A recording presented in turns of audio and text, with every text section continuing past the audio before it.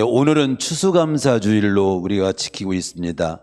윌리엄 위트라고 하는 사람은 오늘 우리가 사는 삶 자체가 기적이고 감사라고 했습니다. 우리는 죽었다가 살아나면 기적이라고 하지요.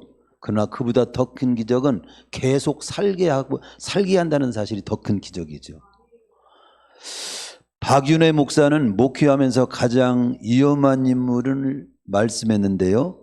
그분이 생각할 때는 가난한 사람도 위험한 사람이 아니고 무식한 사람도 위험한 사람이 아니고 병든 사람이 위험한 사람이 아니라 다만 불평하는 사람이 가장 위험하더라. 그렇게 말씀을 하셨습니다.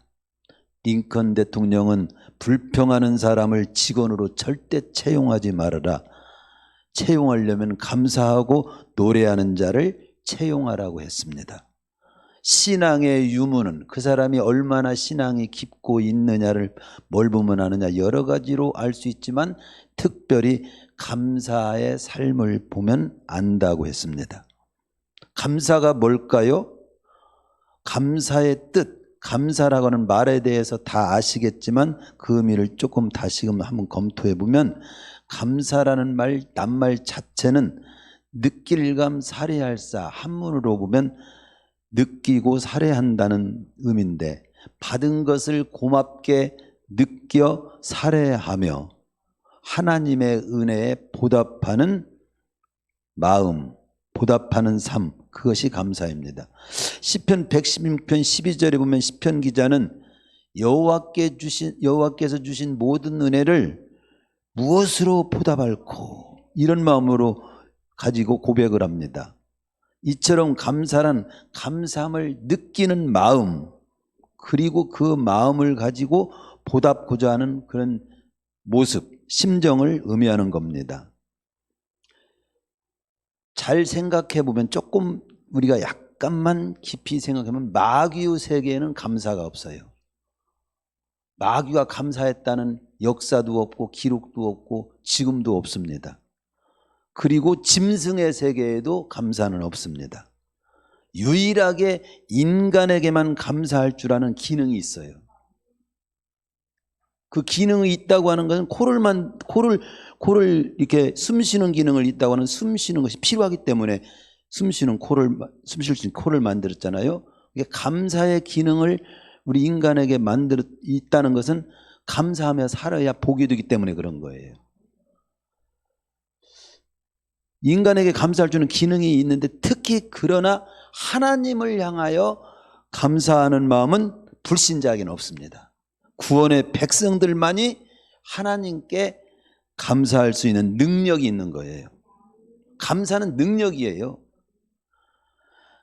감사하는 삶은 최고로 존귀한 수준에서 사는 삶입니다. 짐승 밑바닥에서 기어다니는 짐승은 네 발로 다니는 짐승은 감사를 몰라요. 또 그보다 나은 인간이 감사하지만 하나님께 감사한다. 이것은 최고의 수준에 있는 사람만이 믿는 사람만이 구원받은 사람만이 할 수 있는 일이에요. 그렇기 때문에 감사하는 삶은 최고로 존귀한 수준에서 살고 있는 거죠. 사는 삶을 살고 있는 겁니다. 일본의 유명한 신학자 우찌무라 간주라고 하는 분은 이런 글을 남겼어요.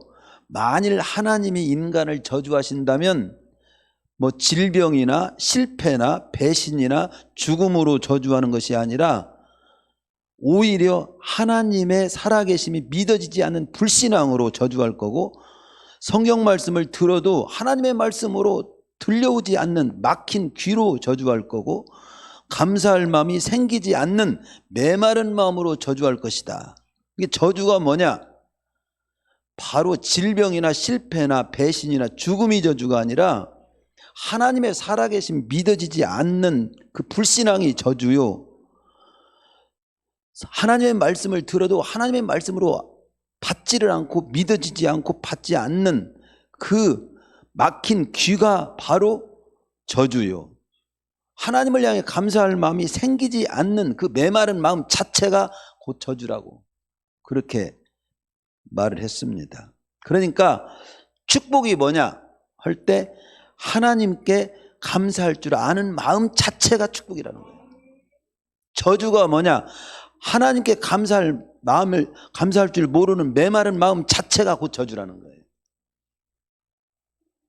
노마의 작가 플라우스트라고 하는 사람은 은혜를 뭔가 받을 줄만 알고 그것을 보답할 줄 모르는 그런 사람은 칠 가치조차 없다고 했어요.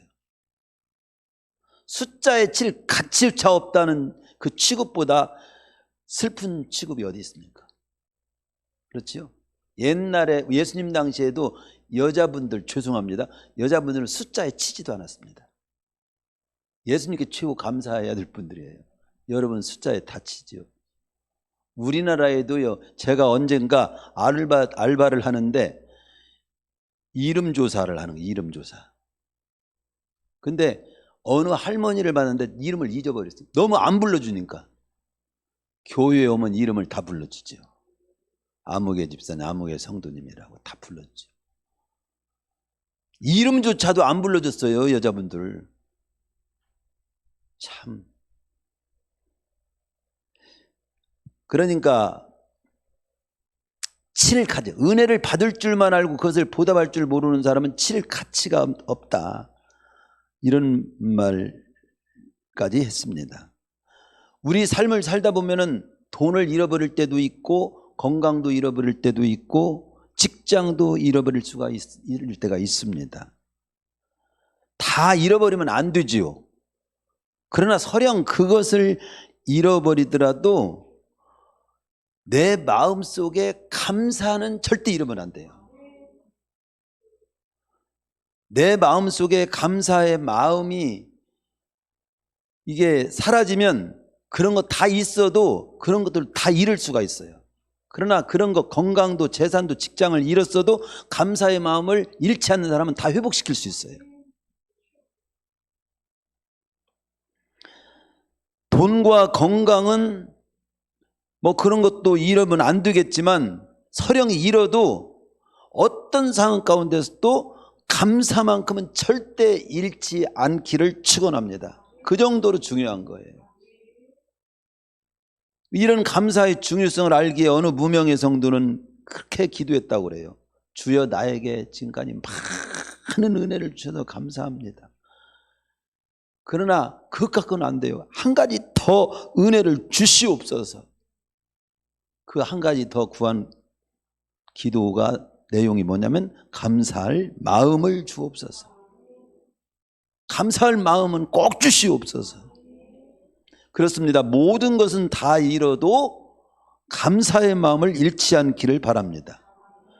지금도 이 시간도 말씀을 받을 때 그냥 감사가 막 넘쳐야 되는데 냉랭하고 하나님 말씀을 들어도 무디고 그냥 구경하듯이 이런 마음이 있다. 슬픈 일이에요. 그냥 한 구절 한 구절이 참 받을 때마다 감사. 그런 마음이 있어야 돼요. 골로새 3장 15절을 우리가 봉독해 드렸지만 너희는 감사하는 자가 되라, 그렇게 가르치잖아요. 오늘 만사를 감사로 풀어가는 자는 흥한다고 하는 쪽에 말씀을 드려요. 이 감사절의 말씀이 언제나 같은 각도가 좀 다르겠죠. 오늘 감사로 풀어가는, 만사를 감사로 풀어가는 자는 반드시 흥한다, 반드시 잘 뜬다, 그런 쪽의 말씀을 선포하도록 제가 인도받았습니다. 따라서 이 말씀을 선포하는 이 말씀을 받으실 때 우리 성도님들의 주님께 대한 믿음과 감사의 마음이 다시금 회복되는 축복의 시간이 되시기를 축원합니다. 그 감사로 풀어가는 민족이나 나라는 흥한다고 하는 것을 이 감사절의 유래에 대해서 살펴만 봐도 우리는 알 수 있어요. 감사절을 맞이해서 감사절의 유래도 한번 살펴볼 겸 감사절의 유래를 통해서 정말 감사로 풀어가는 민족이나 나라는 흥하는가 한번 살펴봅시다. 인간이 하나님께 감사를 표현하기 시작한 때가 어느 때일까요? 문자적으로는 출애굽기로 우리가 보지만 저는 개인적으로 기도하면서 깨달을 때 어느 때부터 인간은 하나님께 감사했을까 했을 때 하나님의 존재를 인식할 때, 그리고 하나님의 은혜를 깨달았을 때부터 감사는 시작된 거예요. 하나님이 계신지 안 계신지 모르는 사람은 하나님께 감사할 수가 없죠. 또 더군다나 하나님이 계신 건 알아도 하나님의 그 크신 은혜를 못 깨닫는 사람이 어떻게 감사하겠어요? 어머님의 은혜는 언제 깨닫죠? 나이가 들수록, 부모님의 은혜는 나이가 들수록 깨달아요. 왜냐하면 부모님의 그 은혜를 깨닫기 때문에 그래요. 어릴수록 몰라요, 부모님의 은혜를. 보채기만 하고, 뭐 달라고만 하고, 땡깡만 놓고. 왜 그래요? 부모님을 은혜를 모르기 때문에 그래요. 그와 똑같이 하나님을 알아보고 하나님의 은혜를 깨달은 날부터 감사는 시작이 됐다. 이건 제 개인적인 깨달음입니다. 그러나 역사적으로 보면 오늘 추수감사절의 유래를 살펴보면 여기 본문에는 제가 소개 안 했지만 출애굽기 23장 14절에서 17절까지 말씀에서 그 근원을 찾을 수 있습니다. 거기 보면 무교절을 지키라, 맥주절을 지켜라. 무교절을 지키라고 하는 것은 아비벌 그달에 애굽에서 너희들이 나왔기 때문에, 애굽에서 그 노예 생활했던 애굽에서 너희를 구출한 사실을 기억하며 감사하라. 유월절을 기억하며 감사하라. 3대 절기 때 감사하라고 아주 명령형으로 써놓습니다. 맥주절을 지키라.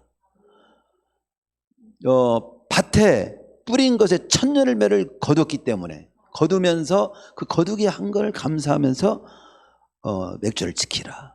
그리고 수장절을 지키라. 이것은 연말에, 가을에, 늦가을에 밭에서부터 다 묻은 곡식을 거둬들이면서 감사절을 지키라. 수장절은. 오늘 추수감사절은 이 세 절기 중에 수장절에 말하면 연속이라고 볼 수 있겠죠. 이 수장절이 오늘날 11월 셋째 주일을 중심으로 추수감사절로 지키게 된 유래를 보면, 제가 이번에 유럽의 종교개혁지를 탐방하고 왔잖아요. 그 종교개혁 운동이 구라파에서 막 일어날 때 영국의 메리 여왕이라고 여왕인데 아주 악한 여왕이었어요.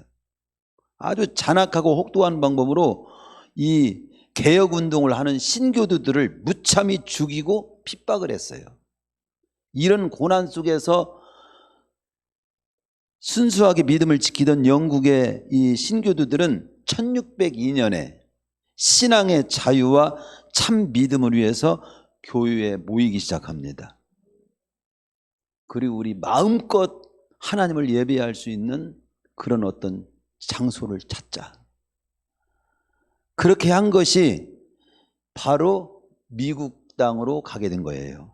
1607년에는 법적으로 핍박이 시작을 합니다.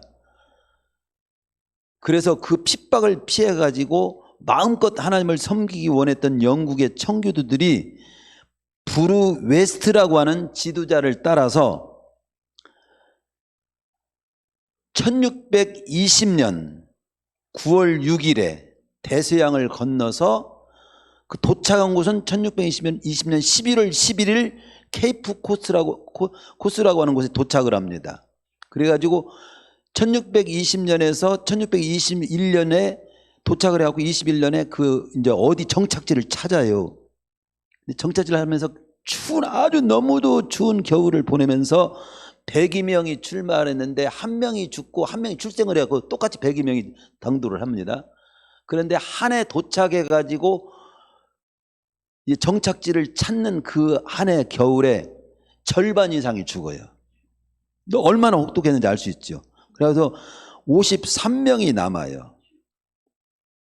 그리고 그들이 인디안의 여러 가지 처음에 공격도 당하고 그러다가 나중에는 인디안들과 잘 지내게 되죠. 그래서 그들에게 옥수수라든가 뭐 여러 가지 콩이라든가 밀, 보리 그 씨앗을 어떻게 얻어가지고 파종을 해요. 그 다음에. 그래서 1621년 가을에는 예상외 많은 수확을 거둡니다. 이때 농사 짓는 법도 가르쳐주고 씨앗도 준 인디언들도 초청을 하고 자신들이 추수한 여러 가지 과일과 곡식들을 가져다 놓고 그들은 눈물로 하나님의 감격의 예배를 드려요. 그 추수감사절에, 오늘날의 추수감사절의 그 아주 모델입니다. 2년 후에 그들이 건너온 지 3년째 되는 1623년 당시 행정관이 브랏 포드라고 하는 사람인데, 공식적으로 우리는 감사절기 때마다 정해놓고 하나님께 우리는 감사 예배를 드리자 선포를 합니다. 거기 선포한 그 내용을 번역을 해가지고 제가 여기 갖고 왔습니다. 이렇게 그때 선포해요. 위대하신 하나님께서 금년에 우리에게 옥수수와 밀과 강낭콩과 완두콩과 과일 및 정원 채소를 풍성히 내려주셨고, 또한 사냥감이 풍성한 산림과 날고기와 조개가 있는 바다를 주셨습니다. 또한 우리들이 야만족들의 밥이 되지 않도록 보호해 주셨고, 흑사병과 각종 질병에서도 목숨을 지켜주셨으며, 또 우리에게 우리의 양심의 명령에 따라서 하나님을 섬길 수 있는 자유를 부여해 주셨습니다. 그러므로 이제 그대들의 행정관인 나는 우리 주님 나신 후 1623년 되는 해 곧 그대들 순례자 일행이 그대들의 터전에 상륙한 지 3년 11월 29일 목요일에 그대들의 목사님에게서 말씀을 들으며 누리게 된 이 모든 복을 인하여 그대들의 전능하신 하나님께 감사드릴 것을 선포합니다. 그렇게 선포가 돼요. 그로부터 미국 초대 대통령 워싱턴에서 1789년 11월 26일 감사절로 발표가 되고, 1863년 링컨 대통령이 11월 넷째 주 목요일을 국가적 감사절로 공식 발표를 하게 되고, 그 후 1941년 다시 미합 중국 회의에서 최종적으로 비준을 받게 돼서 오늘날 이르게 됐습니다. 우리나라는 1921년 9월 10일 평양 장대연교회 제10회 총회 때 11월 둘째 주일로 지키다가 지금은 셋째 주일로 지키게 된 것인데, 그게 역사적인 유래인데, 여기서 주목할 중요한 사실 하나는, 그때 신대륙을 찾던 청교도들은요, 신앙의 자유를 찾아서 완 그들은 하나님께 감사하는 정신을 바탕으로 해가지고, 그들이 그 어려운 건 힘이 모아지잖아요. 돈이 생기고 힘이 모아지면 제일 먼저 교회를 세워. 그리고 두 번째 힘이 또 있으면 학교를 세워서 인물을 배출하고, 마지막에 자기 집을 준비를 해. 우리는 지금 어떻게 하고, 순서가 우리는 어떤가요? 우리 집 마련하기 전에 교회부터 세웁시다. 그리고 학교부터 세웁시다 하면 몇 명이 찬성할까요? 사무처리하면. 어쨌든 그랬답니다. 제가 그걸 안 가지고 왔네. 여기 가지고 왔네. 제가 핸드폰에 가지고 다니는 그게 있어요. 뭐냐면 돈을 가지고 다닙니다. 돈이 제가 많아서가 아니라 1달러짜리입니다. 1달러야. 1달러 여기에 뭐라고 써 있냐면은 In God we trust입니다. 우리는 하나님을 믿습니다. 돈에다가 하나님을 믿는다고 써놓은 나라는 미국밖에 없어요. 우리나라의 돈에다가 우리는 하나님만 믿습니다 이렇게 써놓으면 난리 날걸.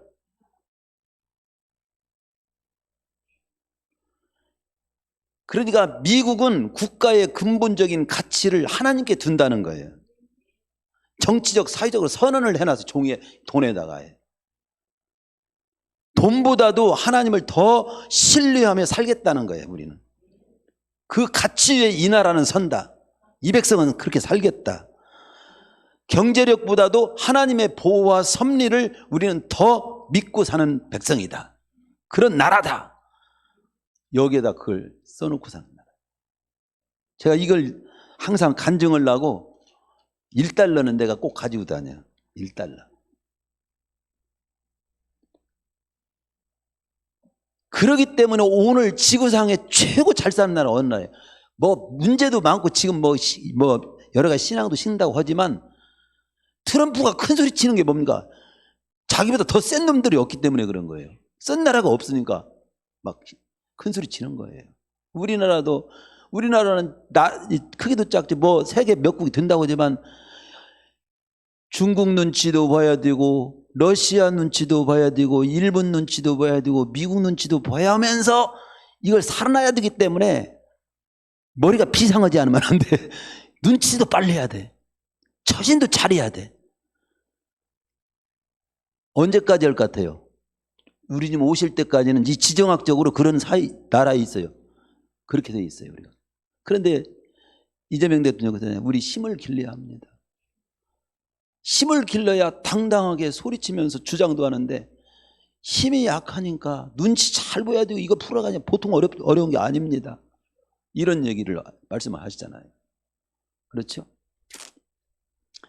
어쨌든 이렇게 힘이 생기면 교회를 세우고 힘이 생기면 학교를 세우고 인물을 배출하고 그 다음에 자기 집을 준비한 이 정신이 오늘 세계 제1의 강국이 되게 한 정신이다라고 하는 것은 변함이 없어요. 이게 즉 줄이면 하나님을 경외하고 하나님께 감사로 풀어가는 민족이나 나라는 잘 뜬다. 이건 확실하죠. 감사절의 이 유래만 역사만 살펴봐도 알 수 있지 않냐. 이 말씀을 먼저 드리는 거죠. 그러면 그 역사만 보면 됩니까? 우리는 하나님의 말씀을 보야죠. 말씀에서 찾아봅시다. 시간 관계상 두 쪽만 한번 보겠습니다. 만사를 감사로 풀어가는 그런 인물은 흥하지만 만사를 원망하고 불평하는 자는 반드시 망한다고 하는 것을 성경적으로 한번 두 군데만 찾아보드리겠어요. 첫 번째는 뭐냐면 대표적으로 구약의 욥을 보세요. 욥기 1장을 보면 욥은 순전하고 정직하여 하나님을 경외하며 악에서 떠난 자라고 표현하고 있고 아들 7에 딸 3을 둔 동방의 부자로 아주 잘 살고 있었어요. 그런데 하루아침에 자식들이 건물이 무너져가고 현장에서 즉사를 해요. 그 많던 재산이 하루아침에 스밧 사람 갈대아 사람들에게 다 빼앗기고 알거지가 됩니다. 여러분은 돈 조그만 몇만 원만 지갑 잃어버려도 막 그냥 그날 그냥 속이 상해가지고 살맛이 떨어지잖아. 생각해 보세요. 이게 참 우리는 그냥 욥기를 읽으니까 그러지. 이런 상황에서 욥은 하나님을 찬송하며 감사로 풀어갔다고 하는 것을 1장 21절에서 22절에 어떤 마음으로 그렇게 하나님을 찬송하고 감사했습니까? 욥이 엎드려 경배하며 가로되 내가 원래 알몸으로 나왔지 않아요. 다 하나님으로부터 주어져서 나온 거니까 서령 없어져도 내가 못해서 적신이 나왔사온즉 또한 적신이 그리로 돌아갈지라. 결국 주신 자도 여호와시오 취하신 자도 여호와시오니 내가 있을 때나 없을 때나 변함없이 하나님은 찬송을 받으실 분이라고 하는 사실에 대해서는 변함이 없습니다. 이러고 고백을 하잖아요.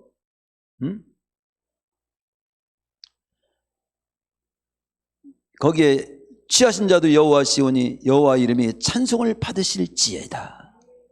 이 모든 일에 욥이 범죄하지 아니하고 즉 원망하지 않고 하나님을 향하여 어리석게 원망하지 아니하니라 이렇게 나오잖아요.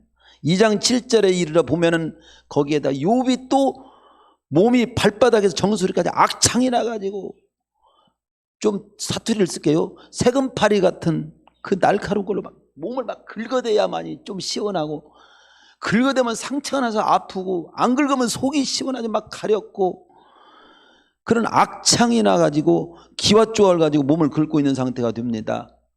이런 상태에 위로해도 부족할 방국의 아내는 당신이 이렇게 자식 죽고 재산 나오고 그런데도 하나님 그런 하나님을 찬양합니까? 나 같으면 하나님을 아주 그냥 저주하고 그런 하나님은 안 믿겠습니다. 그렇게 막 악담을 합니다. 하나님을 욕하고 막 죽으라고 악담을 합니다. 그러나 2장 10절에 보면 이 모든 일에 욥이 입술로 범죄치 아니하니라. 이렇게 풀어간 욥의 최종 결국은 어떻게 됐는가? 욥기 42장 10절 이하에 보면 여호와께서 욥의 공경을 다 돌이키시고 욥에게 그전 소유보다 갑절이나 소유도 회복해 주시고 자녀들도 다 원상복귀. 아니 이미 죽었는데요. 이미 죽은 자식은 하늘에 안전하게 있게 하고 이 땅에 다시 10명의 자식을 또 줬어. 그리고 16절에 보면은 12절에 보면 여호와께서 욥의 모년에 복을 주사 처음보다도 더하게 갑절의 축복을 주시고 16절에 보면 그 후에 욥이 140년을 살며 아들과 손자 4대를 보았고 나이가 늙고 기한이 차서 자연수명하고 죽었어. 내가 이걸 보고 목표를 세웠어. 나도 4대는 봐야 되겠다. 손자 4대까지. 우리 아들들이 눈치가 이상한 것 같아요. 4대까지 살아계시려고요. 여기 욥이 그렇게 써. 욥이 140년을 살며 아들과 손자 4대를 보았고 나이 들고 기한이 차서 죽었더라. 야고보서에서는 그렇게 말하잖아요. 너희가 욥의 인내를 들었고 주께서 주신 결말. 욥이 인내는 뭐냐? 하나님 바라보고 인내한 거예요. 주께서 주신, 하나님 바라보고 인내하는 자를 주께서 주시는 결말이 있습니다. 갑절에 축복을 주시고 다 회복을 시켜주는. 하나님은 연구해 보면요, 최종 결론을 가장 좋게 만드시는 일이 전문가이셔요. 그분을 믿으세요. 절대 낙심하지 마세요. 그래서 야고보서에 보면 주는 가장 자비하시고 긍휼히 여기시는 이시니라. 저는 이 말씀도 은혜롭게 제가 느껴지더라고요. 주는 가장 자비하시고 긍휼히 여기는 이시니라. 이 말씀이 이렇게 하나님을 바라보고 원망하지 않고 찬송하며 변함없이 믿음을 지키면서 나가는 이런 자를 그냥 내버려 두시는 분이 아니라는 뜻이에요. 그냥 내버려 두지 않는다면 뭐요? 그분이 죽으신 하나님이라면 할 수 있어요, 없어요? 살아계신다는 뜻도 있어요. 하나님은 살아계셔서 하나님을 바라보고 묵묵히 인내하고 이렇게 감사하며 찬양하며 살아가는 자를 그냥 내버려 두시는 분이 아니라는 거죠. 반드시 챙겨주시는 분이라는 거죠. 저는 그냥 그대로 믿습니다. 예? 그러면 이렇게 하나님을 이렇게 그런 역경 가운데서도 감사로 풀어간 욥은 이렇게 흥하더라. 이런 내용 보고. 그러면 흥하지 않고 망한 내용을 한번 볼게요. 민수기 14장을 보면요, 축복의 땅 가나안 땅을 약속을 받고 애굽에서 기적적인 방법으로 탈출했으니 얼마나 감사한 거예요. 근데 이런 이스라엘 백성들이 그 탈출해 가지고 어디로 인도해 주신다는 거예요? 적과 꾸리는 복된 가나안 땅으로 인도해 주신다는 지금 그런 약속을 받고 가는 중에 있잖아요. 근데 가는 도중에 여러 가지 먹을 것에 대한 문제, 물 문제, 막 뙤약변 이런 것이 좀 있었어. 근데 그런 거 상황 가운데서 인내를 하지 못하고 그냥 나온 거 감사하고 들어가게 되는 소망을 바라보고 막 현재 조금 어려움이 있어도 막 감사하면서 찬양하면서 그 잘 돌파해야 되는데 민수기 14장 36, 37절은 아주 원망하면서 보냅니다. 결국 어떻게 됩니까? 민수기 14장 36, 37절에 이렇게 결론을 씁니다. 모세의 보냄을 받고 땅을 탐지하고 돌아와서 그 땅을 악평하여 온 회중으로 모세를 원망케 한 사람, 원망한 사람 모두 다 그 악평한 자들은 여호와 앞에서 재앙으로 죽었고 2명만 9세대 사람 2명만 들어가고 다 죽어요. 2명만. 그 여호수아와 갈렙이라고 하는 이 믿음 있는 사람만 들어가요. 원망하지 않고 하나님의 약속을 믿고 찬양하며 믿음으로 나간 사람, 감사하며 나간 여호수아 갈렙만 들어가고 그냥 악평케 한 사람, 그 지도자들 거기에 같이 악평하고 원망한 사람 다 재앙으로 죽었고로 끝납니다. 한마디로 원망과 불평으로 풀어가니 약속한 축복도 못 누리고 끝나네. 망하네. 간단하게 그렇게 알 수 있는 거예요. 한 문장으로. 그들은 어떻게 살았어야 돼요? 애굽에서 구찌른 것만 봐도 지금 고난은 아무것도 아니야. 막 과거를 생각할 때 나를 구출해 준 사실만 봐도 너무나도 감사하다. 지금 좀 물이 좀 없고 뭐 하나님이 이끌어내셨으니까 책임지겠지 막 이러면서 가야 되는데, 그리고 감사하면서 살아요. 그리고 가나안 땅을 막 바라보면서 그새 그 가나안 땅 생각하면 막 가슴이 뛰네 막 하면서 현재 좀 뙤약볕을 쬐고 광야길을 걸어가는 과정을 기쁘게 감사하면서 풀어가야 되는데, 과거 굿줄의 은혜 잊어버리고 앞으로 바라볼 가나안 소망도 잊어버리고 현재 콩이야 팥이야 코앞에 좀 부딪히는 어려움 때문에 원망하고 불평하고 막 지도자를 막 돌로 쳐 죽이려고 하질 않나. 그렇게 풀어가니까 망할 수밖에 없지요. 우리 믿음의 사람은 지금 광야길을 걷는 거예요. 이 땅에 여러분이 몸도 아플 수도 있고 때로는 믿는 것 때문에 애매한 욕도 얻어먹기도 하고 때로는 힘들 때도 있고 헌신하느라고 힘들 때도 있고, 그렇지만 우리는 그냥 감사해야 돼요. 우리를 주에서 구원해 주신 거 감사하고 앞으로 천국에 들여주실 것이 확실하니 감사하고, 나를 구원해 주신 것 감사, 앞으로 천국에 들어가게 영혼을 누리게 해줄 그 가지를 가지고 현재 모든 크고 작은 어려움은 넉넉히 소화하면서 감사하면서 살아야 될 사람, 살아내야 될 사람, 그게 우리입니다. 그걸 잘 알아야 돼요. 우리 위치를 잘 알아야 돼요. 따라서 우리는 어때야 돼요? 이런 내용, 역사적으로 봐도 그렇고 성경에서도 찾아봐도 그렇고, 감사로 풀어가는 자는 흥하고 원망과 불평으로 풀어가는 자는 망하네. 이 말씀을 듣는 우리는 그러면 감사로 풀어가야지. 오늘 나는 어떻게 풀어갈 것인가. 감사절을 지키면서 결심을 해야 돼요. 가슴에 새겨야 돼요. 어떤 상황에서도 하나님 앞에서 원망 불평하지 않고 나는 감사로 풀어가겠습니다.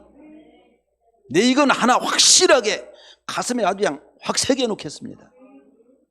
이런 시간이 돼야지요. 작년에도 감사주일, 올해도 감사주일. 감사주일 보면 난 감사헌금이 부담되더라고. 말씀이 그 말씀이겠지. 이러고 살으면 안 돼요. 정말 하나님을 알아보고 하나님께 감사하며 풀어가는 자는 반드시 흥하는구나. 하나님을 몰라보고 감사할 줄 모르고 사는 자는 반드시 망하는구나. 근데 이 한 가지 사실은 2025년 추수감사절을 지키면서 가슴에 확실히 정립하고 새겨놔야지. 이것 한 가지가 확실하면 여러분들은 진짜 이렇게 됩니다. 네. 세상 말로 대박입니다. 대박이 되는 거예요. 대박 인생이 되는 거예요. 목사님 대박이란 말이 천해요. 그게 표현이 쫙 알아듣기 때문에 그 표현을 쓰는 거잖아요. 최고 대박 인생이 되려면 하나님 알아보고 만사를 감사로 풀어가는 인생이 되면 대박 인생이 된다. 우리는 잘 됐을 때, 건강할 때, 평안할 때, 합격하고 승진하고 취직됐을 때, 그런 때는 감사하기 쉬울지 몰라요. 그때도 감사하지 않는 사람도 있지만, 그러나 그런 때는 감사하기 쉬워요. 그런데 역경의 때에 감사한다는 건 쉽지 않기 때문에 저는 역경의 때야말로 깊이 생각하면 더 감사로 풀어갈 때임을 잊지 말라는 말씀을 좀 드리고 싶어요. 우리 안 믿는 사람 믿는 사람이라 나 잘 됐을 때 뭔가 합격하고 평안하고 건강하고 승진하고 취직되고 집사하고 이런 때는 저절로 감사가 나올 수도 있어. 안 믿는 사람도 그거 좋다고 해. 그러나 역경의 때에 감사한다는 것은 하나님을 바라보고 하나님의 인도를 믿는 사람만, 하나님의 선하신 뜻, 오늘 찬양 잘하셨어요. 오늘 찬양이 앞에 나오셔서는 하나님의 선하신 분이다. 그 역경처럼 느껴지는 때도 하나님의 선하신 뜻이 있다는 걸 깨달은 사람은 역경의 때도 감사합니다. 자, 보세요. 제가 좀 소개해 볼게요. 우리에게 어려움을 허락할 때가 있어요. 하나님은 어려움을 주시는 분은 아니야. 어려움을 허락할 때라고 오히려 표현해요. 어려움을 허락할 때가 있는데, 어느 때 어려움을 허락하냐면 우리가 마땅히 살아야 할 사명이나 삶의 본질을 외면하고 잘못 살아갈 때, 옳지 못한 길을 갈 때, 사명을 뒤로 하고 막 살아갈 때 그 길을 막으시니라고 어려움을 허락할 때가 있어. 대표적으로 구약의 요나가 하나님께서 너는 니느웨 성에 가서 외치라, 사명을 줬어. 근데 그 사명을 유명을 하고 반대로 다시스로 도망을 갑니다. 그러다가 풍랑을 만나. 그 풍랑은 뭐지요? 너 사명을 감당해야 될 놈이 사명 안 감당하고 엉뚱한 가네? 그러면 안 되지. 막은 거예요. 막는 어려움을 주신 거지. 그러면 그 내용 다 하자면 요나서 강해를 해야 되는데 그럴 시간이 없으니까 줄이면 보세요. 나중에 물고기 뱃속에서 죽을 고생을 하고 사명을 깨닫고 그 니느웨 성에 가서 외치고 니느웨 성 사람 다 살리고 그렇게 인생이 이제 맞춰지잖아요. 그러면 어려움을 통해서 사명 깨닫고 그 사명을 감당하도록 인도하는 일이 감사할 일이요, 원망할 일이요. 어려움 못 깨닫고 풍랑도 안 만나고 그냥 사명도 없이 의미 없이 헛되게 인생이 끝나는 것이 잘하게 잘 되는 걸까요? 설령 풍랑을 만나더라도 사명을 깨닫고 다시 사명 감당하고 의미 있게 살다가 주님 앞에 상 받게 인생이 끝나면 그게 감사할 일이지. 아하, 그냥 풍랑을 만나더라도 이 풍랑 속에 하나님의 선하신 뜻이 있을 수 있다. 이런 생각하면서 감사를 해야 돼요. 또 우리가 하나님의 은혜를 도대체 깨닫지 못하고 막 그냥 현실에만 이렇게 빠져서 살 때 어려움을 또 허락할 때가 있어요. 그런 때 그 은혜를 깨달으라고. 그것과 똑같은 의미는 아니라도 지금 생각나는 얘기가 유명한 설교가 매튜니 목사님의 그 간증이 생각납니다. 이 목사님이 어느 날 가방을 들고 신방하고 저녁에 늦게 들어오다가 깡패를 만나갔어. 강도를 만난 거예요. 하고 두들겨 맞고 가방 다 뺏기고 거기에 돈이 좀 있는 돈 다 뺏기고 그냥 완전히 눈팅이 밤팅이가 돼가지고 기어서 들어왔어. 집에 목사님이. 그게 막 식구들이 놀랐지. 아무 식구들이 말하지 않고 골방으로 들어가고 거기에 이제 그냥 쓰러져 있는 줄 알았더니 밖에서 식구들이 기다리고 있는데 흐느끼면서 감사 기도를 하고 있는 거예요. 목사님이. 그 감사 기도가 기록했기 때문에 나와 있어. 주님, 저로 하여금 내게 있는 물건 다 돈도 물건도 다 뺏겼지만 내 생명을 빼앗기지 않도록 빼앗기지 않은 것을 인하여 감사합니다.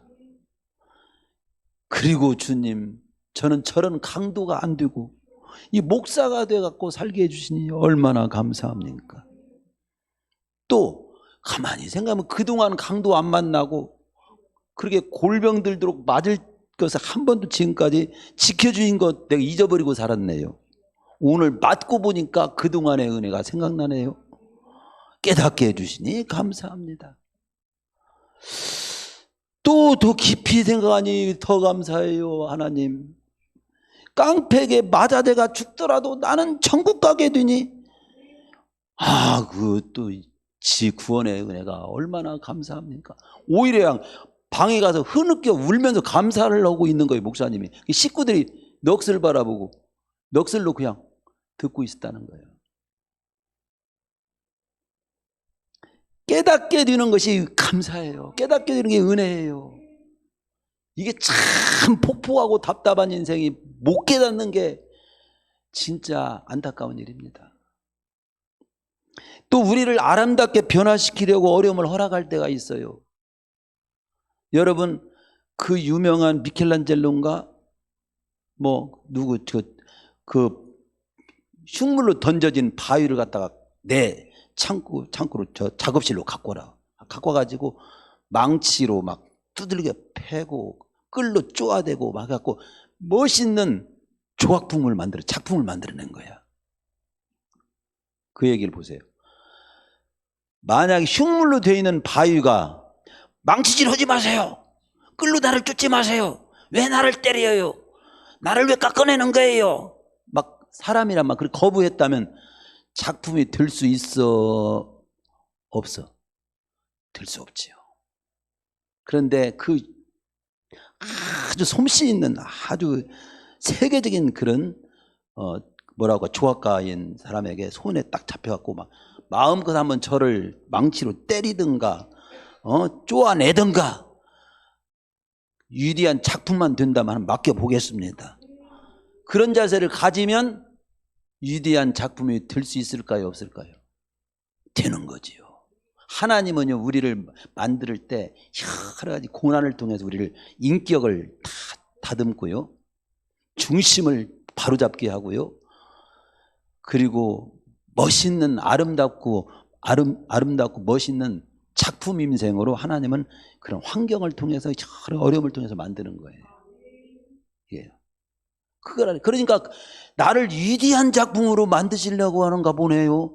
그러시다면 할렐루야, 이 어려운 때도 감사하겠습니다. 이 어려움도 실제로 여러분 어려움 당하면 속이 깊은 사람이 돼요. 인격도 많이 다듬어요. 아니, 골병 드는 사람도 있지만, 잘못 풀어가면 골병 들지만 자기를 다듬는 쪽으로 쓰는 사람은 진짜 괜찮은 사람 됩니다. 그러니까 이게 여러 가지로 어려움은 그 외에도 여러 가지 많습니다. 우리 믿음을 다뤄보고자 하실 때도 어려움을 이렇게 허락하실 때가 있고, 큰 더 상급을 주시려고 할 때도 어려움을 허락할 때가 있고, 우리로 하면 기도하고 나태할 때 막 어려움을 줘가지고 하나님께 딱 붙어서 기도하게 만드실 때도 어려움을 허락할 때가 있고, 세상 의지하지 말고 하나님만 의지하게 하려고 아주 극한 어려움을 줄 때도 있어요. 예를 들어서 고린도 13장 9절에 보면 바울이 아주 죽을 지경에까지 이렇게 된 내용이 나옵니다. 형제들아, 우리가 아시아에서 당하는 환난을 너희가 모르기를 원하지 아니하노니 힘에 겹도록 심한 고난을 당하여 살수만까지 끊어졌다. 즉 죽게 됐다. 이거. 우리는 우리 자신이 사형 선고를 받은, 이제 죽었구나, 그렇게 생각했다는 거예요. 사형 선고를 받은 줄 알았으니 이는 우리로, 이때 깨달은 것이, 이는 우리로 자기를 의지하지 말고 오직 죽은 자를 다시 살리는 하나님만 의지하게 하려고 이런 사형 선고를 받은 것과 같은 상황까지도 만나게 하셨다는 걸 그때 내가 깨달았습니다. 그때 깨달았어요. 저는요, 청년 때 20대 중반이죠, 죽음의 상황을 만난 거예요. 그때는 야망을 막 향해서 막 나도 뭐가 되고 싶다 막 금이환영해서 막 잘 되겠다고 그런 양말 꿈을 푸는 때였어요. 근데 죽음 앞에서 보니까요, 아무것도 안, 그게 다. 그러면서 구원의 중요성을 알고 하나님을 알아보게 되고, 그때 소명을 깨달아고 신학교로 오게 된 거잖아요. 그리고 지금 목사가 됐잖아요.